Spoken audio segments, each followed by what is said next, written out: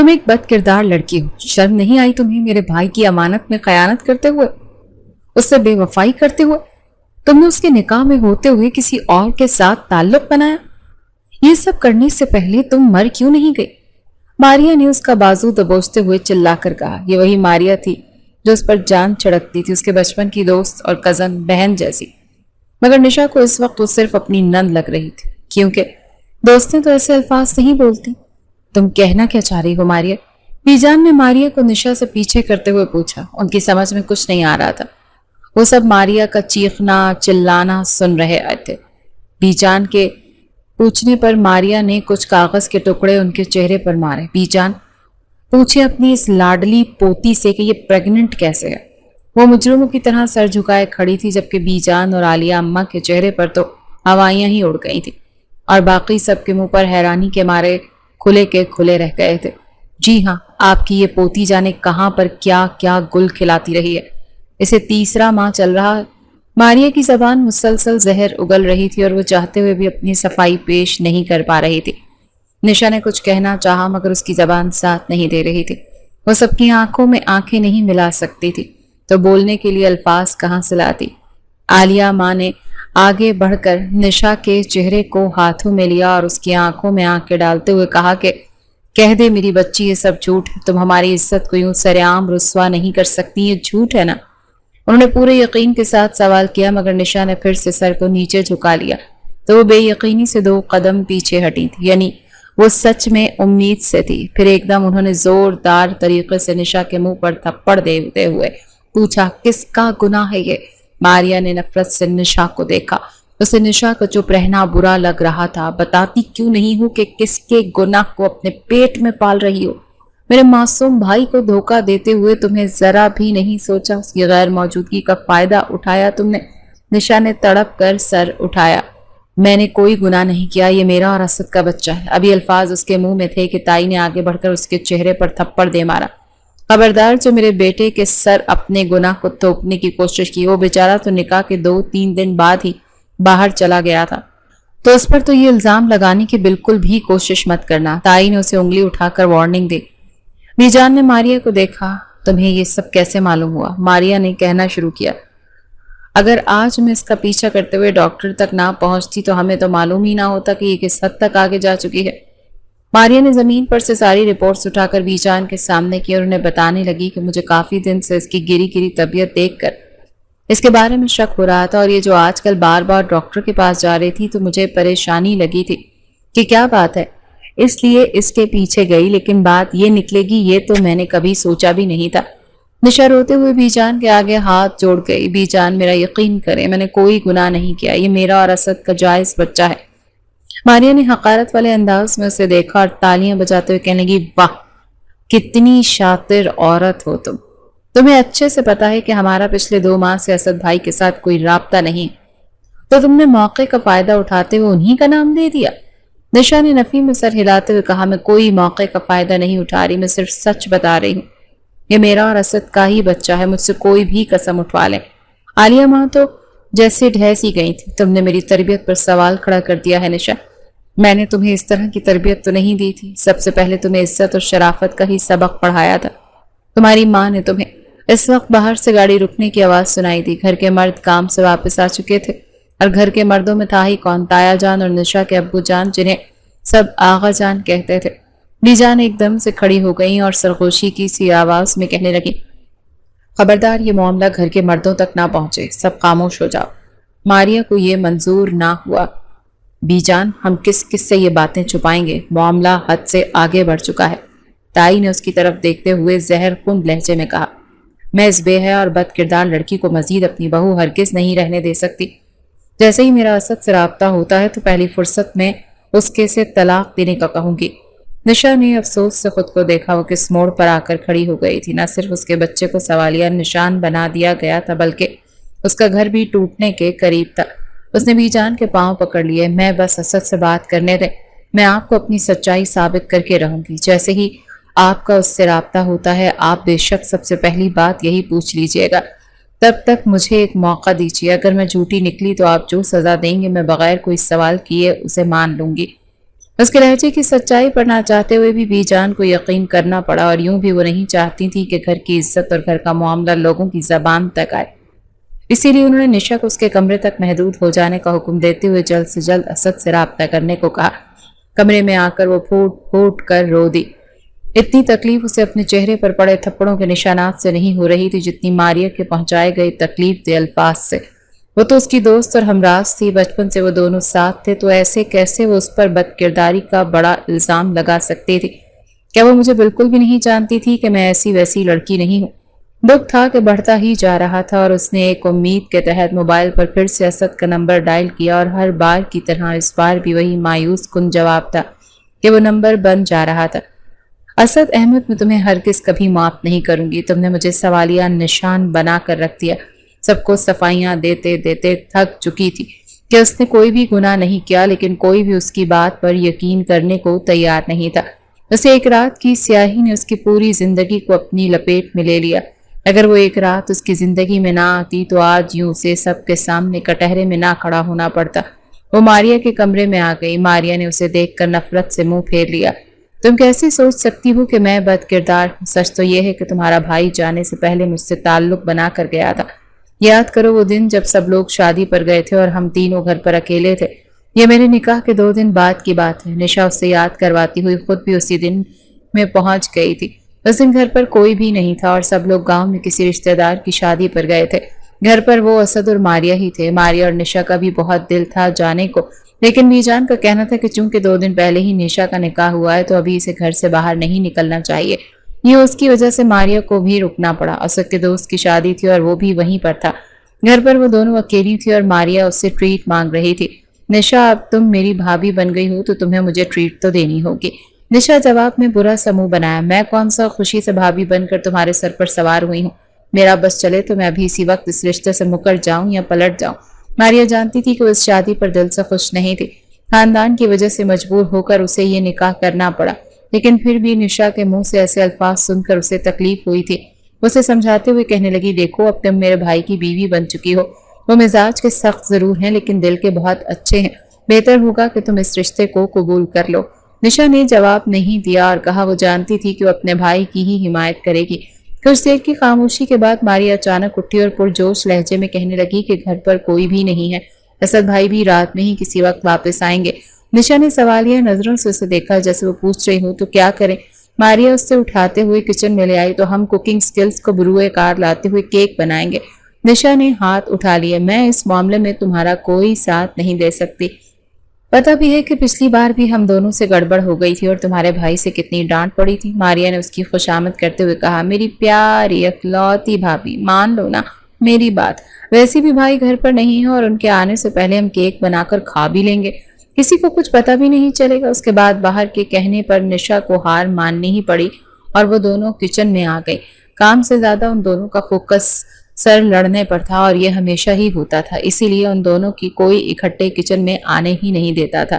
اس وقت بھی یہی ہوا۔ شور اور ہنگامے میں کب ان کی آواز اونچی ہو گئی دونوں کو پتہ ہی نہیں چلا، چونکہ دونوں ہی تب جب اسد چلاتی ہوئی آواز آئی، شٹ اپ، یہ کیا بدتمیزی مچائی ہوئی ہے تم دونوں نے۔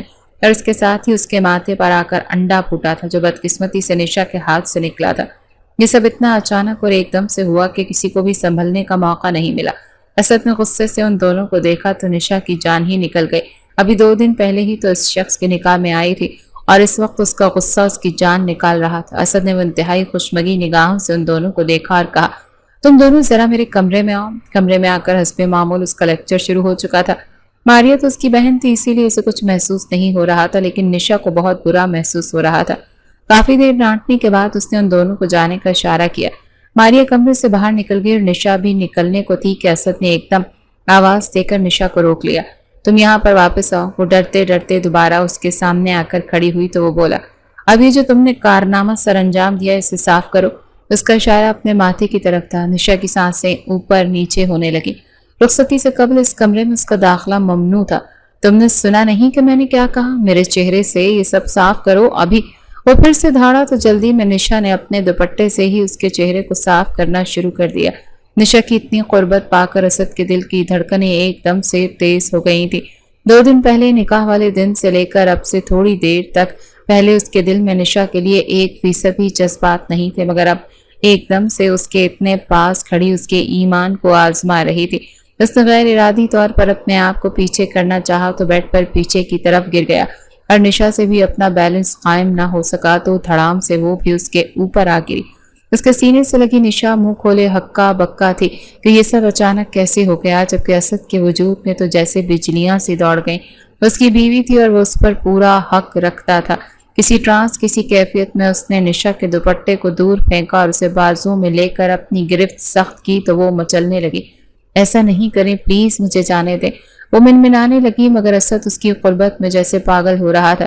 بیوی ہو تم میری اور میں تم پر پورا حق رکھتا ہوں، اس نے جیسے اپنا حق جتایا تھا۔ نشا ڈر کر رہ گئی تھی، ابھی اتنی بچی تو وہ بھی نہیں تھی کہ اسے پتہ نہ چلتا تو اس کے کیا ارادے ہیں۔ دیکھیں ابھی ہماری رخصتی نہیں ہوئی، مجھے جانے دیں، یہ سب ٹھیک نہیں۔ آپ اپنے آپ کو چھڑا کر وہاں سے جانے لگی تھی، مگر اسد اسے پھر سے ہاتھ پکڑ کر روک گیا۔ رخصتی نہیں ہوئی مگر ہو تو میری بیوی ہی، اور ابھی تم خود چل کر میرے کمرے میں آئی ہو تو سمجھو رخصتی بھی ہو گئی۔ نشا کو سمجھ نہیں آ رہی تھی کہ اسد کو ہو کیا گیا ہے۔ نکاح والے دن تک تو اس نے اس کو دیکھنا بھی نہیں تھا، اور آج ایک دم سے اس کے جذبات کیسے جاگ گئے تھے۔ یہ رشتہ تو 2 دنوں کے لیے ہی انچاہا اور زبردستی کا تھا، پھر اب ایسے کیسے وہ خود کو اس کے سپرد کر دیتی، جبکہ اسد ہی رخصتی کے لیے وقت مانگ چکا تھا، اور وہ اچھے سے جانتی تھی کہ اس لیے دیر کرنا چاہ رہا ہے کہ سرسے میں وہ اسے جان چھڑانے کا کوئی طریقہ ڈھونڈ سکے، اور اب وہ اس کو اپنی بیوی کا حق دینے چلا تھا۔ یہ سب باتیں نشا کو پریشان کر دینے کے لیے کافی تھی۔ اس نے بہت کوشش کی کہ اپنے آپ کو چھڑا کر وہاں سے جا سکے، مگر اس کے بھاری بھرکم وجود کے آگے وہ بے بس تھی، اور آخر وہی ہوا جو وہ چاہتا تھا۔ صبح کو اس کی آنکھ کھلی تو اپنے آپ کو اس حال میں دیکھ کر وہ رونے لگی۔ اسد بے فکری سے دوسری طرف کروٹ بدلے سو رہا تھا۔ رات کو جو کچھ ہو چکا تھا اس کی خبر ان دونوں کے علاوہ اور کسی کو بھی نہیں تھی۔ ماریا بھی یہی سمجھ رہی تھی کہ نشا اپنے کمرے میں ہی ہوگی۔ وہ بھاگتے ہوئے وہاں سے اپنے کمرے میں آ گئی۔ وہ اپنے آپ کا سامنا کرتے ہوئے بھی ڈر رہی تھی، اگرچہ وہ اس کی بیوی ہی تھی، لیکن ان دونوں کی رخصتی نہیں ہوئی تھی تو وہ اب سب کا سامنا کیسے کرے گی، یہ سوچ کر اس کا دل دہلائے جا رہی تھی۔ ماریا ناشتے کے لیے اسے بلانے آئی تو اس نے کمبل میں منہ چھپا لیا، شاید اسے ڈر تھا کہ وہ کہیں اس کے چہرے سے سارا راز نہ جان لے۔ میری طبیعت ٹھیک نہیں ہے، میں ابھی سو رہی ہوں، تھوڑی دیر بعد اٹھوں گی تو ناشتہ کر لوں گی، تم جاؤ یہاں سے۔ اس نے کافی تلخی سے ماریا کو مخاطب کیا اور اس کے رویے پر حیران ہوتے ہوئے وہاں سے چلی گئی۔ ابھی تھوڑی دیر میں سب آ جائیں گے اور کسی کو پتہ چل گیا تو کیا ہوگا۔ پھر اس نے اپنے آپ کو تسلی دیتے ہوئے کہا کہ میری تھوڑی نہ اس میں کوئی غلطی ہے، یہ سب تو اسد کا ہی قصور ہے، سب انہی سے جواب طلب کریں گے، مجھے ڈرنے کی کوئی ضرورت نہیں۔ لیکن پھر بھی وہ ڈر رہی تھی کہ اگر عالیہ اماں نے پوچھ لیا یا کسی اور نے تو وہ کن الفاظ میں گزری رات کی داستان بیان کرے گی۔ دوپہر تک وہ کمرے سے باہر نہیں نکلی تھی۔ شام کو بی جان اس کے کمرے میں آ گئیں تو ڈر کے مارے نشا کی جان نکل گئی۔ لگتا ہے بی جان کو سب معلوم ہو گیا، اب میں انہیں کیا جواب دوں گی، بی جان کے پیر پکڑ لوں گی اور ان سے معافی مانگ لوں گی۔ بی جان کو دیکھتے ہوئے وہ سوچنے لگی، وہ اچھے سے جانتی تھی کہ شام حویلی میں خاندانی رسم و رواج کو بہت اہم مانا جاتا ہے، اور بے شک یہ غلطی یا گناہ نہیں تھا، لیکن میں سب کی نظر میں یہ گناہ ہی ہوتا۔ ابھی وہ الفاظ سوچ ہی رہی تھی کہ بی جان نے شفقت سے اس کے سر پر ہاتھ رکھتے ہوئے پوچھ لیا کہ ماریا بتا رہی تھی کہ تمہاری طبیعت ٹھیک نہیں ہے، ہم صبح سے کمرے سے تم باہر نہیں نکلی، کیا ہوا ہے؟ انہوں نے ہاتھ لگا کر اس کا ماتھا چیک کرنا چاہا تو اسے بخار تھا، دوا کھائی ہے؟ ان کے لہجے میں اتنی محبت تو نشا کو ہضم ہی نہیں ہو رہی تھی۔ وہ بہت سخت خاتون تھی اور لڑکیوں کے معاملے میں تو خاص کر ان کے قوانین کچھ اور ہی تھے، وہ کم ہی کسی کو پیار سے مخاطب کرتی تھی۔ شکر ہے بی جان کو کچھ پتہ نہیں چلا، اس نے دل ہی دل میں شکر ادا کیا۔ تبھی باہر کچھ ہلچل کی آواز سنائی دی تو بی جان اسے لیٹنے کی تاکید کرتے ہوئے باہر دوبارہ چلی گئی۔ باہر کس قسم کا شور مچا ہوا ہے، اس نے الجھن سے سوچا۔ وہ عالی اماں کے آنے کا انتظار کر رہی تھی، لیکن وہ جانے کہاں پر مصروف تھی کہ 1 گھنٹے بعد وہ اس کے کمرے میں آئی۔ سوری بیٹا، وہ اصل میں اسد کی شام کی فلائٹ ہے، لندن جا رہا ہے، تو سب بس اس کی پیکنگ اور اس کو سی آف کرنے کے چکر میں مصروف ہیں۔ کیا؟ وہ چونک کر اٹھ بیٹھی۔ اس کے باہر جانے کا سن کر نشا کو بہت دھچکا لگا تھا۔ اگر کوئی اور وقت ہوتا تو وہ خوش ہوتی، لڈیاں ڈالتی، لیکن اس وقت اسے سمجھ نہیں آ رہا تھا کہ خوش ہو یا پریشان۔ لگتا ہے وہ بھی میری طرح کسی کا سامنا کرنے کی ہمت نہیں رکھتے، اسی لیے منہ چھپا کر بھاگ گئے۔ بزدل آدمی، دل ہی دل میں وہ اپنے آپ سے باتیں کرنے میں مصروف تھی۔ سچ تو یہی تھا کہ اسد پر بہت غصہ تھا۔ تھوڑی دیر تک وہ بھی نارمل ہو گئی اور اس نے خطرہ ٹل جانے پر سکون کا سانس لیا۔ وہ پھر سے اپنی نارمل زندگی کی طرف لوٹنے لگے۔ یہ اسد کے جانے کے 1 ماہ بعد کی بات ہے جب اسے اپنے اندر کچھ غیر معمولی تبدیلیوں کا احساس ہوا۔ کسی کو بھی بغیر بتائے وہ لیڈی ڈاکٹر کے پاس چلی گئی تھی۔ جو کچھ اس نے بتایا وہ نشا کے ہوش اڑا دینے کے لیے کافی تھا۔ وہ پریگننٹ تھی۔ جب ڈاکٹر نے اسے یہ بتایا تو کتنی ہی دیر وہ ساکت بیٹھی رہی کہ اسے کچھ سمجھ میں نہیں آ رہا تھا کہ وہ مزید کیا ہدایات دیے جا رہی ہیں۔ ڈاکٹر کے کلینک سے شام حویلی تک کا فاصلہ اس نے جانے کیسے طے کر لیا تھا۔ اپنے کمرے میں آ کر بھی وہ مسلسل سوچوں کے بھنور میں ڈوبی ہوئی تھی۔ یہ سب ٹھیک نہیں ہوا، مجھے عالیہ ماں سے بات کرنی ہوگی اور کہنا ہوگا کہ میں رخصتی کرنا چاہتی ہوں۔ اس سے پہلے کسی کو پتہ چلے یہ رخصتی ہو جانی چاہیے۔ تم اس دن کو بنیاد بنا کر مجھے گمراہ نہیں کر سکتی۔ ماریہ کی پھنکارتی ہوئی آواز نے اسے ماضی سے حال میں لا دھکیلا۔ میرا بھائی اس قدر کمزور نفس کا مالک نہیں تھا، اسے تم میں ذرا بھی دلچسپی نہیں تھی، ورنہ میں رخصتی 2 سال بعد کا نہ کہتے۔ ماریہ کے پاس اپنی دلیل تھی اور وہ کسی صورت نشا پر اعتبار کرنے کو تیار ہی نہیں تھی، بلکہ کوئی بھی نہیں تھا۔ تبھی تو سب کو بس اسد کے ساتھ رابطہ ہونے کا انتظار تھا اور گزرتے جا رہے تھے، اور ویسے ویسے نشا کی مشکلات میں اضافہ ہوتا جا رہا تھا۔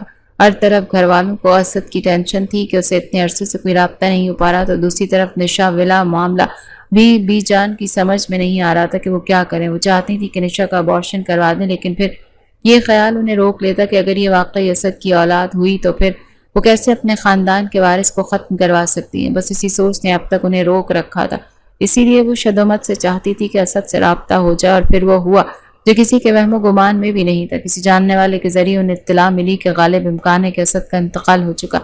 اس شخص کا کہنا تھا کہ لندن میں مسلمانوں کے خلاف ریلی نکالی گئی تھی اور کافی سارے مسلم سٹوڈنٹس اس ریلی کی زد میں آئے تھے۔ کئیوں کو گرفتار کر لیا گیا اور وہ ایسے ظالم لوگ تھے کہ بعد میں گرفتار لوگوں کا نام و نشان بھی نہیں ملتا تھا، اور بدقسمتی سے اسد بھی انہی میں شامل تھا۔ اس خبر میں شام حویلی میں کوہرام برپا کر دیا تھا۔ تایا اور تائی کی تو جیسے متاع جاں ہی لٹ گئی تھی، ان کا رو رو کر برا حال تھا۔ آخر وہ ان کا اکلوتا بڑا بیٹا تھا۔ بی جان اس خبر کو سن کر ایسے بستر سے لگی تھی کہ ان سے کئی دن تو اٹھا ہی نہیں گیا۔ سب اپنے اپنے غموں میں بے حال تھے۔ ایسے میں کسی کا خیال بھی نشا کی طرف نہیں گیا، جو اب نہ زندوں میں تھی اور نہ مردوں میں۔ اسد کا ہی تو سہارا تھا، وہ بھی واپس آئے گا اور اس کے حق میں گواہی دے گا، مگر اب یہ بھی ممکن نہیں تھا۔ جب تک سب گھر والے اسد کے سوگ سے نکلتے تب تک نشا کا 4تھا مہینہ بھی ختم ہونے والا تھا۔ بی جان کو ہوش آیا اور گھر کے معاملات کی طرف پھر سے توجہ دی تو سب سے پہلے عالیہ اماں کو حکم دیا کہ اس کو لے کر جائیں اور ڈاکٹر کو کہیں کہ اس بوجھ سے ہماری جان چھڑوائیں۔ اور یہ بھی بی جان کی ہی عقل مندی تھی کہ انہوں نے اب تک گھر کے مردوں پر اس کی حالت کو عیاں ہونے نہیں دیا تھا۔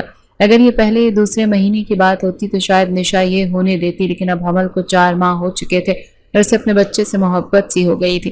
اس کے اندر ممتا جنم لینے لگی تھی۔ اس نے زور و شور سے انکار کر دیا کہ وہ ہرگز بھی ابارشن نہیں کروائے گی۔ ایک بار پھر سے عالیہ ماں کا ہاتھ اس کے اوپر اٹھا تھا۔ تم اور ہمیں کتنا رسوا کرنا چاہتی ہو، ابھی تک یہ بات خاندان تک نہیں پہنچی ہے، ورنہ سوچو کہ ہم ذلت و رسوائی کے کس گڑھے میں گر جاتے۔ تم نے تو ہمیں کسی کو منہ دکھانے کے لائق نہیں چھوڑا۔ وہ ان کے پیر پڑ گئی۔ میرا یقین کریں، میں نے کوئی گناہ نہیں کیا، میں بڑی سے بڑی قسم اٹھانے کو تیار ہوں، لیکن میں اپنے بچے کو اب ضائع نہیں ہونے دوں گی۔ لیکن کوئی بھی اس کی بات نہیں مانا اور اسے زبردستی اپنے ساتھ ڈاکٹر کے ہاں لے گئے۔ وہ تو جب ڈاکٹر نے اس کا اچھے سے معائنہ کیا اور یہ کہا کہ اب بچہ ضائع کرنا ماں کی صحت کے لیے بھی خطرناک ہے، ان دونوں کی جان بھی جا سکتی ہے، تو نشا کو اپنی دعائیں قبول ہوتی ہوئی محسوس ہوئی۔ ہرگز بھی یہ گناہ نہیں کرنا چاہتی تھی۔ کلینک سے واپس آتے ہوئے وہ سارے راستے اسد سے شکوہ کرتی آئی تھی۔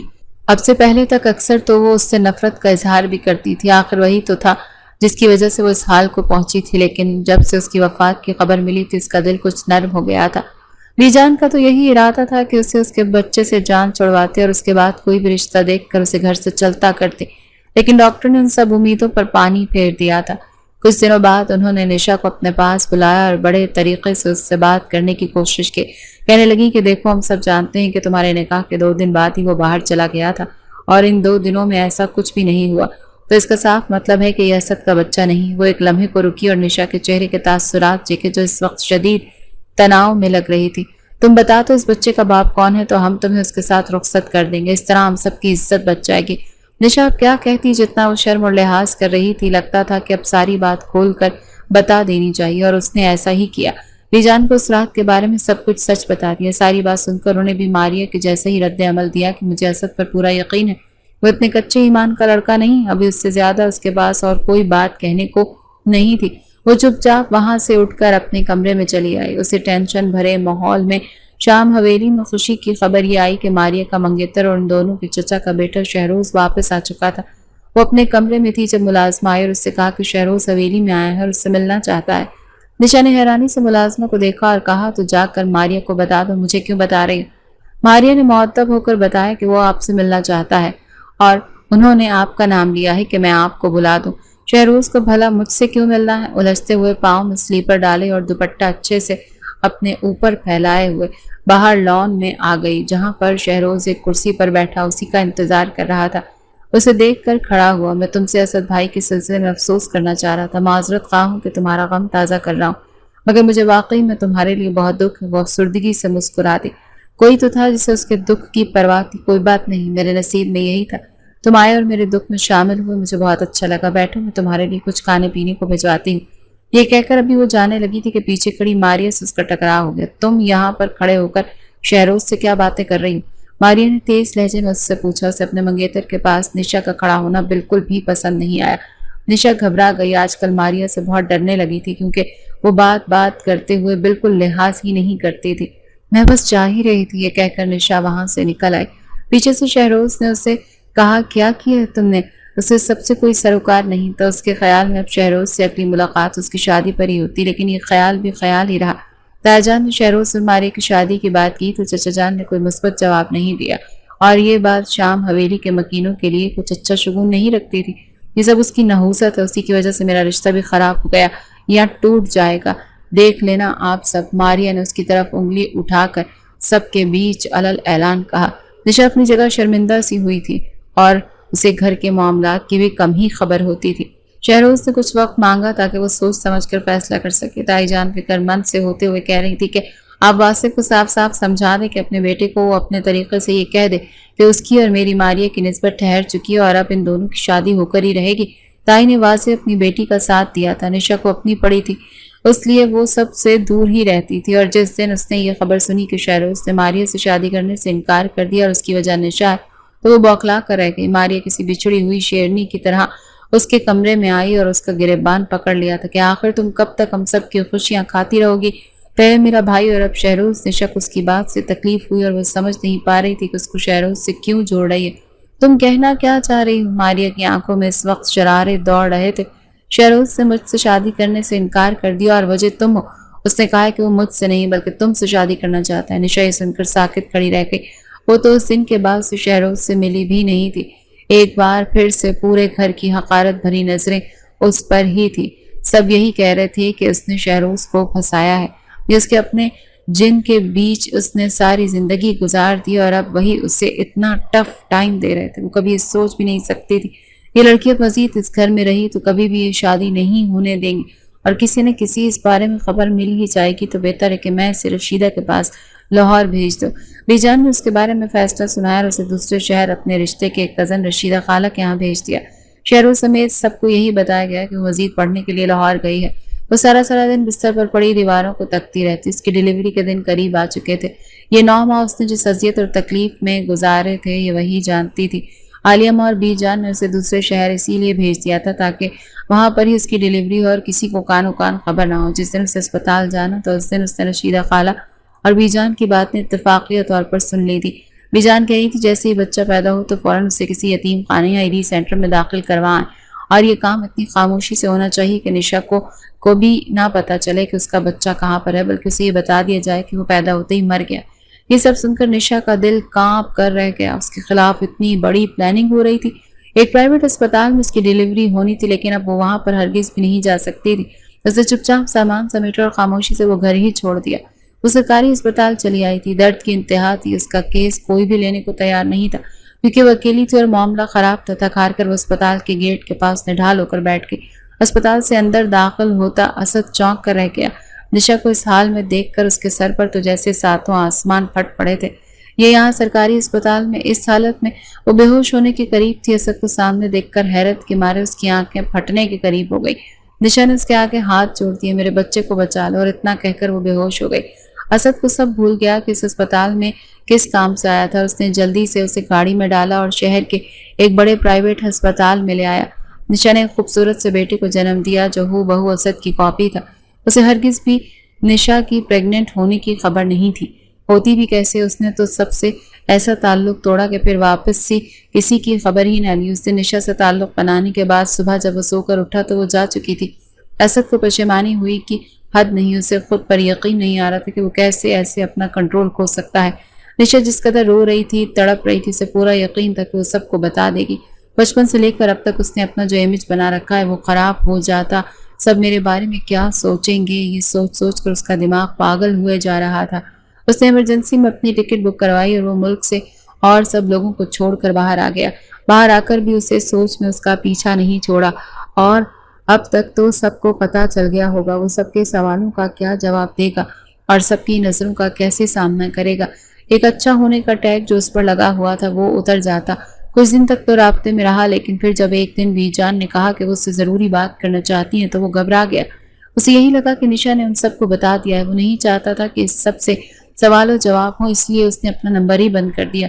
ये खौफ उसे ज़हनी तौर पर मुसलसल डिस्टर्ब कर रहा था और उसको पक्का यकीन था कि निशा ने सबको बता दिया है और अब सब उसे कभी माफ़ नहीं करेंगे। वो इन सब की नज़रों में अपने लिए नफरत और हकारत नहीं देखना चाहता था, अपने लिए मजाक उड़ाती नजरें नहीं देख सकता था।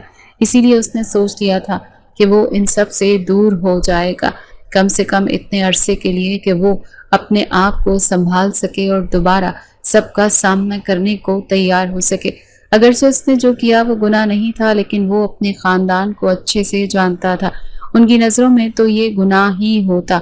इस पल वो सिर्फ अपना सोच रहा था। निशा के बारे में तो उसका यही ख्याल था कि उससे सब हमदर्दी मिल रही होगी और उसके साथ ज़बरदस्ती हुई। कुछ अरसा तो यूं ही गुजर गया। फिर अपने एक दो जानने वालों की मदद से उसे पता चला कि उसका राब्ता ना करने की वजह से सब परेशान हो रहे हैं। उसने यही कहलवा भेजा कि उसका कोई पता नहीं वो जिंदा है या नहीं। वो नहीं चाहता था कि सब ने उसके वापस आने की या उसकी उम्मीद लगा लें। वो जब समझता कि अब वो सब सवालों का सामना करने को तैयार है तब वो वापस चला जाता। 9 माह के अरसे में उसने वहाँ सिवाय जहनी अजियत के और कुछ नहीं झेला। अपने कुछ दोस्तों के मशवरे से वो पाकिस्तान वापस चला आया था कि थोड़ा माहौल बदले तो शायद उसका जहन भी फ्रेश हो जाए। वो निशा को देखने की खातिर ही पाकिस्तान चला आया। लाहौर एयरपोर्ट से उतरा तो किसी जानने वाले ने कहा कि उसके एक अजीज़ को कुछ रकम देता हुआ, जो कि सरकारी अस्पताल में एडमिट था, उस काम के गर्ज से वो अस्पताल में आया था और वहाँ निशा को देखकर उसे सब भूल गया। नर्स ने जब बच्चा उसके हाथ में थमाया तो वो समझ नहीं पाया कि खुशी का इजहार करें या अफसोस का। इस अचानक से मिलने वाले तोहफे के बारे में तो उसने कभी सोचा भी नहीं था। निशा को होश आया तो सबको अपने सामने देखकर वो दंग रह गई। उसे अपने 9 माह की सब तकलीफें याद आ गई तो वो नफरत से मुंह फेर कर रह गई।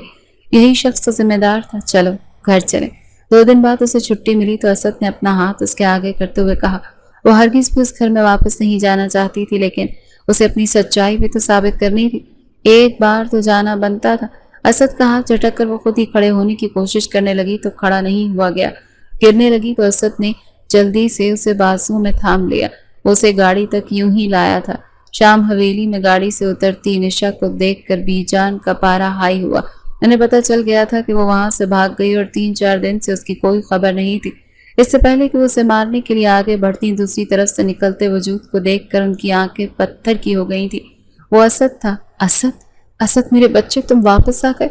भागते हुए उन्होंने जाकर असद को गले से लगा लिया। अरे आलिया, नुसरत, मारिया, कहाँ हो तुम सब? आकर देखो तो कौन आया है। ऊंची ऊंची आवाजें देने लगी। सभी भागते हुए बाहर आए और असद को देखकर उन सब का रिएक्शन भी वही था।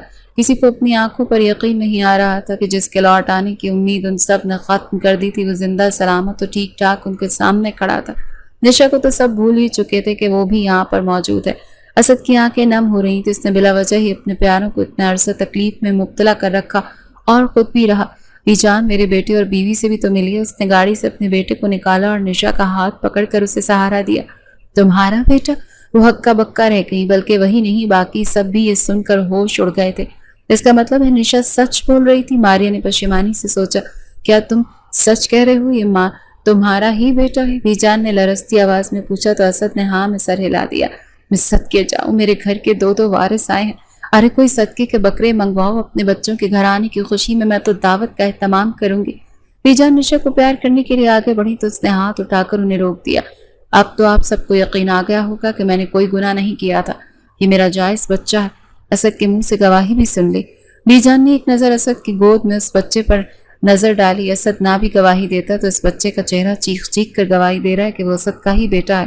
کوئی بھی اسے پہلی نظر میں دیکھتا تو پہچان جاتا، اس کے نین نقش اسد کی ہی کاپی تھے، وہ بھی بچپن میں ایسا ہی تھا۔ میری بچی، ہم سب کو معاف کر دینا، ہم غلط تھے۔ عالیہ اماں اس کو گلے لگانے لگی، مگر نشا نے انہیں پیچھے کر دیا۔ میں بس یہی چاہتی تھی کہ آپ لوگوں کو میری سچائی پر یقین آ جائے، اور اب سچ اور جھوٹ کا پتہ چل ہی گیا ہے تو میرا اب یہاں پر کوئی کام نہیں ہے۔ لائیں میرا بچہ، مجھے واپس کریں، میں یہاں سے جا رہی ہوں۔ اس نے اسد کے آگے ہاتھ پھیلاتے ہوئے کہا۔ اس کی بات سن کر سب تڑپ کر رہ گئے۔ تائی جان کیسے اپنے پوتے کو اب خود سے جدا کر سکتی تھی؟ دیوار بن کر اس کے آگے کھڑی ہوئی۔ نہیں، میں اپنی بہو اور پوتے کو کہیں بھی جانے نہیں دوں گی۔ ان کے لہجے میں پیار امٹ رہا تھا اور نشا کو ان سب سے نفرت محسوس ہو رہی تھی۔ جب وقت تھا تو کسی نے اس پر یقین نہیں کیا، اور آپ سب محبتیں لٹا رہے ہیں۔ نشا میری بچی، تجھے تیرے بچے کا واسطہ، اندر آ جا، بیٹھ کر بات کرتے ہیں، میں تمہیں کہیں جانے نہیں دوں گی۔ عالیہ اماں نے اس کے آگے ہاتھ جوڑ دیے تھے۔ کمرے میں آ کر اس نے اپنے آپ کو بند کر لیا تھا۔ اسے اپنے ان خونی رشتوں کی شکلیں دیکھنے کا بھی دل نہیں کر رہا تھا۔ ان کی معافی بھی اب کسی کام کی نہیں تھی۔ اسد کو سب کی زبانی معلوم ہوا کہ 9 ماہ میں نشا پر کیا گزری تو وہ شرمندگی کے مارے کچھ بول ہی نہیں پایا۔ اسے اپنے آپ پر سخت غصہ آ رہا تھا کہ اس کی وجہ سے ایک معصوم کی زندگی اجیرن ہو گئی تھی۔ بابا اور تایا کو اب جا کر سارے معاملے کی خبر ہوئی تھی۔ سب کی اچھے سے خبر لینے کے بعد وہ نشا کے پاس چلے آئے تھے۔ وہ اپنے باپ کے گلے لگ کر رو پڑی۔ باپ کو اپنی کاروباری مصروفیات میں اتنا بھی مصروف نہیں ہونا چاہیے کہ اولاد سے ملنے کے لیے بھی اس کے پاس وقت نہ ہو۔ وہ نہ چاہتے ہوئے بھی شکوہ کر بیٹھی۔ اس نے سوچا یہ اچھا ہی ہوا کہ ان دونوں کو تب کچھ بھی معلوم نہیں تھا، ورنہ اگر سب کے ساتھ ساتھ مجھے ان کی نفرت بھری نظروں کا بھی سامنا کرنا پڑتا تو شاید میں مر ہی جاتی۔ بابا اور تایا نے اسے خوب صاف پیار کیا اور اسد سمیت سب کو معاف کرنے کی بھی تلقین کی، مگر نشا کا دل پتھر کا ہو چکا تھا۔ وہ کمرے میں آیا تو نشا نے منہ پھیر لی۔ اپنے بیٹے کی وجہ سے وہ اس کے ساتھ رہنے پر مجبور تھی کہ نہیں چاہتی تھی کہ اس کے بیٹے کو باپ کا پیار نہ ملے۔ اسد نے اس کے ہاتھ تھام کر لبوں سے لگائے۔ میرے پاس بس کہنے کے لیے یہی ہے کہ مجھے معاف کر دو۔ نشا نے خاموشی سے ہاتھ پیچھے کر لیے۔ اسے گھر آئے 1 ماہ سے بھی زیادہ عرصہ گزر چکا تھا اور اس سارے وقت میں بس اپنے بیٹے کے ساتھ ہی مصروف رہتی تھی۔ کسی کے ساتھ اس نے کوئی تعلق نہیں رکھا تھا۔ اسد کئی گھنٹے اس کے پاس بیٹھا رہتا، اس کے سامنے ہاتھ جوڑتا، اس کے پیر پکڑتا، مگر وہ بے حس بنی رہتی۔ وہ اس کے ہاتھ چومتا، ماتھے پر پیار کرتا، گلے لگاتا، مگر وہ کوئی رسپانس نہ دیتی۔ باقی سب بھی اس کے پاس آتے مگر وہ منہ پھیر لیتی۔ ماریا شادی کر کے اس گھر سے جا چکی تھی اور نشا اس کی شادی میں بھی شریک نہیں تھی، حالانکہ جانے سے پہلے اس نے بہت معافی مانگی تھی۔ دن گزرتے جا رہے تھے اور نشا کا سرد رویہ جوں کا توں اپنی جگہ پر قائم تھا۔ اس دن سب گھر والے ماریا کے پاس جا رہے تھے، اسے بھی چلنے کی دعوت دی گئی تو اس نے ٹھکرا دی۔ وہ گھر میں اکیلی ہی تھی جب 2-3 گھنٹے بعد اسے کسی کی کال آئی۔ پتہ چلا گاڑی کا ایک ٹرک کے ساتھ بہت خطرناک ایکسیڈنٹ ہوا ہے اور سب گھر والے اسپتال میں ہیں۔ یہ سن کر تو نشا کے ہاتھ پاؤں ہی پھول گئے۔ اسے اپنے جسم سے جان نکلتی ہوئی محسوس ہوئی۔ اپنے بیٹے کو ملازمہ کے حوالے کر کے وہ ہسپتال بھاگتی چلی گئی۔ سب کو چوٹیں آئی تھیں، کسی کو کم اور کسی کو زیادہ، مگر اسد کا بہت برا حال تھا کیونکہ ڈرائیونگ سیٹ پر وہی تھا۔ وہ اپنوں کو اس حال میں دیکھ کر رو پڑی۔ ساری خفگی اور ناراضگی ایک پل میں ہی ختم ہو گئی۔ اگر وہ یہ سمجھتی تھی کہ وہ سب سے تعلق توڑ کر خوش رہ سکتی تھی اور اسے کسی بات سے فرق نہیں پڑتا تو وہ غلط تھی۔ اسے ان سب کچھ حال میں دیکھ کر فرق پڑا تھا، خاص طور پر اسد کو ICU میں دیکھ کر تو اس کا دل جیسے بند ہی ہونے والا تھا۔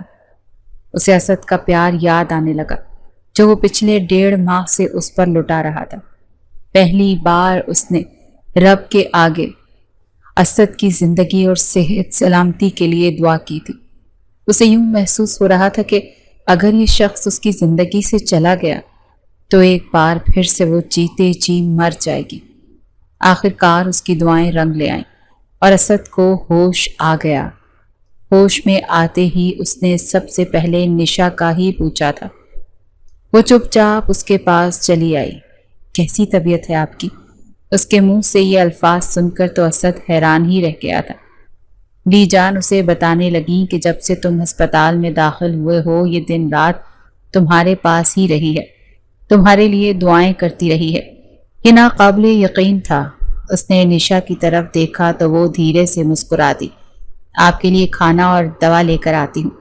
اپنے ہاتھوں سے اس نے اسد کو کھانا کھلایا، پھر اسے دوا دی، اور وہ اس کا یہ بدلہ روپ دیکھ کر بس حیران ہی ہوئے جا رہا تھا۔ اگر مجھے معلوم ہوتا کہ میرے ایکسیڈنٹ کی خبر سن کر تمہارا پتھر دل یوں نرم پڑ جائے گا تو اب تک میں کئی بار اپنی گاڑی کسی ٹرک میں مار چکا ہوتا۔ اسد کے یوں کہنے پر اس نے دہل کر اسے دیکھا۔